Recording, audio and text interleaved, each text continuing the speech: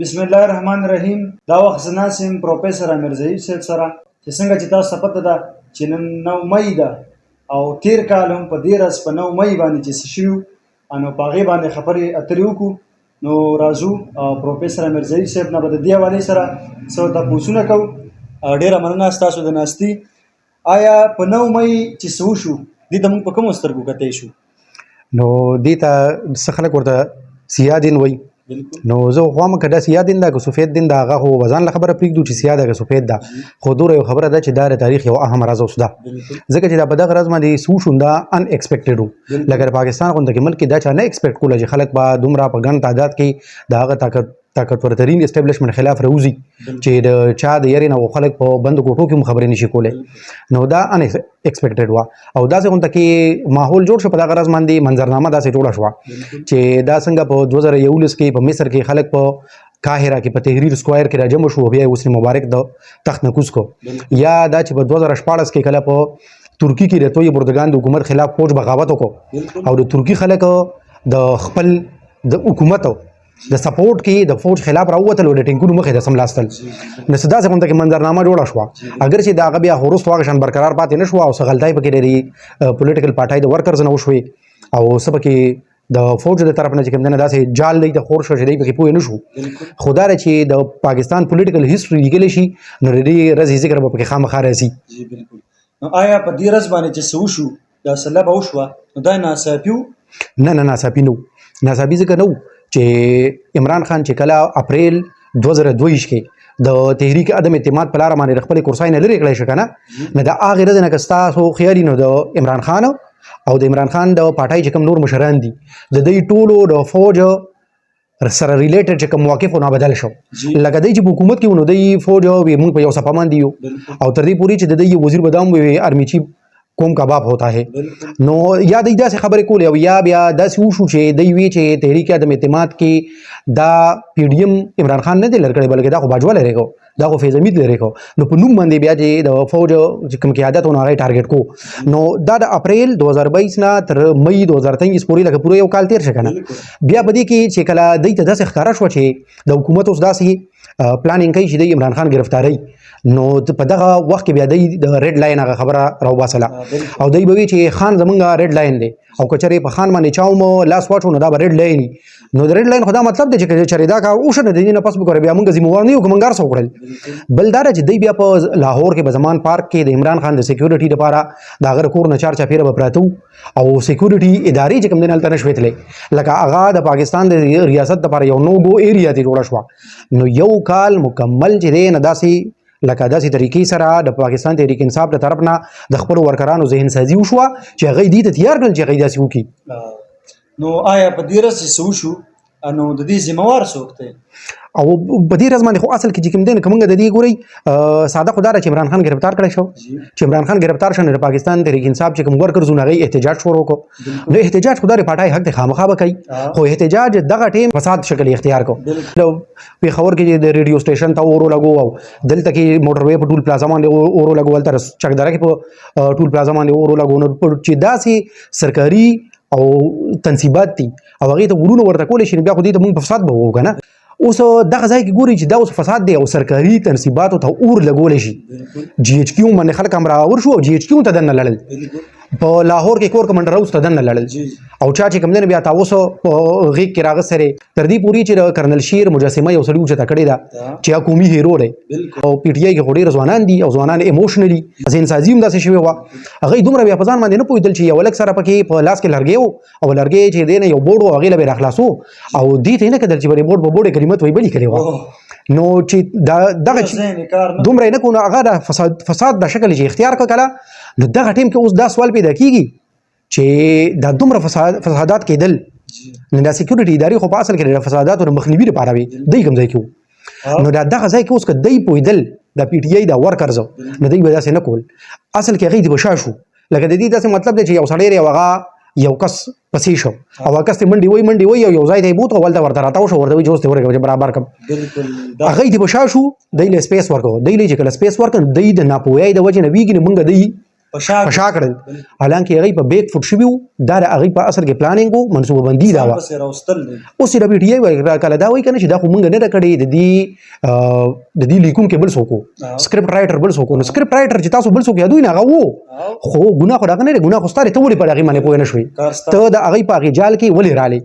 نو اوس دغه ټیم کې چې د سکیورټي ادارې کله د لا سپیس ورکوي او پرستو کیږي نه د دینه رومبای چې کوم غلطي وشو خپل خو دا دغه ځای و دوی مته کوم نه بده کې دا خبره ده چې ګوري دا نن دور د کیمرې دور دی ډیجیټل میډیا ولوم کیمرې نیولې وي سوشل میډیا والا ارچا سره جیب کې موبایل له کیمرا را هغه ټول ریکارډینګ کېدل د بیانونو خپل جاری کول او دوی دا پته نه و چې دا ورستو کې دي چې موږ په سروزي ټول سی سی ټي وي کیمرې په ملټري کینټس کې لګېدلې وي د دنه لړل کیمرو کې رالل دوره سوچ نه کو چې کیمرې دی لکه ما غونته کې نه پوهه سړی هم چې دی ما هم داوي چې دا دی چې ټول په کیمرو کې راځي نو مې دا ګوره واوري چې دا کله را خبره لګه سړی شي نو یو سړی به په کیمرې باندې بیا رانیوي او بیا ور سره خپل کار کوي او دا سوچ نه کو دای نه کو بل ګوري دی کې درې مغه خبره زمونږ لپاره سبق دار کنه دا عام ورکر د بارا چې په دې احتجاج کې چې دنګه فساد کېدو نو په دې کې د اسد عمر زیه وو په دې کې د فواد چودري زوی وو په دې کې د اسد کیسر او یار پرویز خټک زوی وو یاره چې دای بګینو نو تاسو کوم چې کوم د انقلاب پسې شوی یا غیا چې انقلاب راوستو ولکم دی هغه خپل خاموش دي نو اوس په اصل کې د دای ځامن پکې نو او دای چې دی نه دای ولا د خپل ورکر لا پملا ډب ورکو ناغه ایموشنل او هغه نور چې کوم دی ایموشنل کو نو دا دای چې کول نه د پاکستان لپاره یا رقم لپاره نه کول دای د خپل ځان لپاره کول دای خو د خپل ذاتی ګټو لپاره د کام بچي استعمالول خپل بچي د چا په لندن کې نستو په دغه ټیم کې تر دې پورې چې په ملک هم نو خپل بچي چې کندنه سیف کې نولي ورکه هم بچي پکې یوز کول دا هغه سوچ هغه خبرې چې کچره زمونږ مازغو کار کول نه موږ بیا داسې نه کول کنه لکه د پی ټی آی د ورکرانو دا غلطۍ شوې بالکل غلطۍ وشوې کنه بالکل د دې له قبلول پکار دي بالکل ولا قبلول پکار یو کوېسچن بل دا پوج د دینه بریو ذمہ ده کنه دی کې د پوج سلاش ته یو خدای چې موږ څنګه وی کنه چې لکه د جوړي سکرپټ رائټر ملټري اسټابلیشمنت ته چې راکم خلکو را فساد کو کې دي شي چې بده کې د غي سوکو او د چې کوم نه ځان سره ګرم کړي دا ارس کې دي شي خو به یک جوړ کې دا ډیره زیاته اهم خبره نه ده اهم خبره دا ده چې فوج پکې انوال دي خو په دغه ټیم په دغه کیسه کې دومره نه انوال د دینه پس چې سو شو باغې انوال لري یو کال کې چې سو شو لکه هغه چې بیا د پی ټی آی او د ورکرانو په پکړ دکړ شروع شو د مشرانو په پکړ دکړ شروع شو او باقي پکړ دکړ کې یو سړی مان کا نو مې پرې خبره کې انوال دي او هغه تر نیوین خیر د تابه خبره نه ده خو چې د پداسي طریقې سره دغه په کور باندې چاپی وول شي د کور پکې هغه عزت پکې لګ په عمل شي کنه شارټ ټیم ویل شو چې انساني حقوق پکې په عملای وشو کنه او صدا سي خلک پکوم چې هغه ته پکې ګناه نه خو دغه کورونو هغه سره پکې زیاتې وشو یا چې کوم کسان راونی ول شو چې د قانون مطابق دغه کوم سزا جوړیده کنه دغه نسیوا هغه ټارچر کړی شو بل پوښ پکې دا یو ډیره غټه غلطي وکړه چې دای مکمل په تیر یو کال کې زور لګو چې مونږه را پی ټی آی ختم کو او دای د دې نه سبق هم نه اخلي چې کوه چې په زور باندې په طاقت باندې یو پارټي ختمې دي نو د ټولو لومبه خو بابا خان او د خدای خدمتګار بیا ان پی بنوا ختم شوی ضیاء الحق په زمانه کې پیپل پارټي هغه د ختم نشو مشرف راغی د مسلم لیگ نور ختم نه کړه نو په زور باندې خو پټای نه ختميږي نه راځي چې کوم زور لګین دا اوس دی غلطی ده یا چې کوم دین تر الیکشن پورې دی لکه لیول پینګ فیلډ نور کول په میډیا باندې پابندای لګول چې تاسو عمران خان نوم اخلي یا دی له داسې کورج مور کوي نه دا ټول دا د فوج غلکه داسې نه دی پکار دا د تیر کال نه 9 مهینه تر نن پورې 9 مې پورې پاکستان د نقصان شو دی عام ولس د نقصان شو یو خو بدی کې دا چې لکه تیر پوره یو کال چې موږ جایزه واخلو کنه نو زره برابر پکې څه تبدیلی نه دراغلي د پی ټی آی کوم زره برابر تبدیلی نه دراغلي دا غي د فوج خلاف هغه بیانیه چې دا نور سختی پکې راځي اگر چې اوس د 9 مهینه پس هغه دومره خیر شوی چې روزي نه خو لکه هغه ذهن کې چې کوم نفرت نه نور سی وکیږي سوشل میډیا باندې راغی هغه اظهارون کوي کنه بل طرف د فوج چې دی نه راغی کوم زره برابر فرق نه راغلی او دا دوه ورځې مخکې چې د ای اس پی آر کوم مشر کوم پریس کانفرنس وکړو نه پاږي کې هغه وایي چې بالکل د مافای لکه سوالونه به دګي چې د موږ معافي وکړو الټا هغه وایي دی به موږ معافي غواړي چې بیا پی ټی آی مشرانو تر شي هغه موږ پلان معافي نه غواړو نو د دوړو طرفو ته لکه هغه ایکستریم حد کې دی دوه زره برابر پکې چینج نه راغلی پاکستان ته نقصان او شند ګوري دا صرف په اصل کې پی ټی آی سره ونه شو دا ټول پاټو سره وشو دا خو فوج د دینه یو میسج ورکړ چې ګوره نور څوک راوځي نو به دالي او دی سره صرف پی ټی آی نه بلکې نور ټول پټای دومره ویری دي چې هغه هم سباله داسې ځلنی شي کولای چې بار راوځي نو په تیر سو کال کې لکه کله چې سوشل میډیا راغلی دا او تر کله نه چې لګ ډیر پر خلکو کې راغی د وجنه کوی راغلی دا نه چې کم سفر شوی وګنه چې خلک په دې پوه شي چې دا خدي او دا بد دي نو هغه ټول داسې شو لکه چې ضایع شو د څه وخت لپاره نو کېدای شي چې څه وخت پس بیا چې کوم دی هغه ځای ته راشي خو لکه نقصان جمهوریت ته ډېر وشو او هغه تنظیمونو ته چې هغوی د دې لپاره کار کو چې پر ملک د انساني حقوقو حال ښه شي. په اخره کې تاسو کتونکو ته وایي چې زمونږ د پاره دې کې فایده څه ده دا چې کومه حادثه شوې ده زمونږ لپاره چې اصل کې لکه کوم سبق دی نو هغه هم دغه دی چې د اشرافیه یعنی ایلیټ کلاس چې دی دا چې به موږ باندې کوم حکومت کوي نه د ایلیټ کلاس وي ځکه چې کوم سړی مړه د 300 کنالو په کور کې اوسېږي بالکل نو هغه ته زما د مسالو څه پته ده او زمونږ مشرانو کې اکثر دغه خلک دي که نه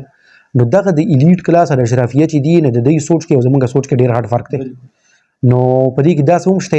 چې هغوی د مذهبي پاټو خلکو د هغوی خپلو زامنو خو په یورپ کې په پی ایچ ډي کوله او زمونږ ځوانان چې وو نو هغوی کابل ته د روس خلاف جهاد له لېږلي بالکل نو زمونږ ته چې کوم غټ سبق دی نو هغه دا دی چې تر کومې پورې مونږ داسې په جهالت کې اخته یو نو همداسې به هم یوز کوي چې هر څوک یوز کوي خو څوک به هم یوز کوي نو زمونږ دپاره چې سبق ته یادار چې زر در زره خپله پویه دې ځای ته راورسوو چې کم از کم د دې خلکو د لاس کې د دې لوبېدو نه د استعمالېدو نه خو بچ شو همدغه پکې پیغام دی دغه سبق دی. ډېره مننه کتونکو تاسو وکتل پروفیسر امیر ظهیر صاحب موږ سره ناست او د 9 مۍ په اړه باندې موږ ته ډېرې ګټورې خبرې وکړې ډېره مننه ستاسو د کتو او ستاسو یو جهان مننه والسلام. ډېره مننه الله پاک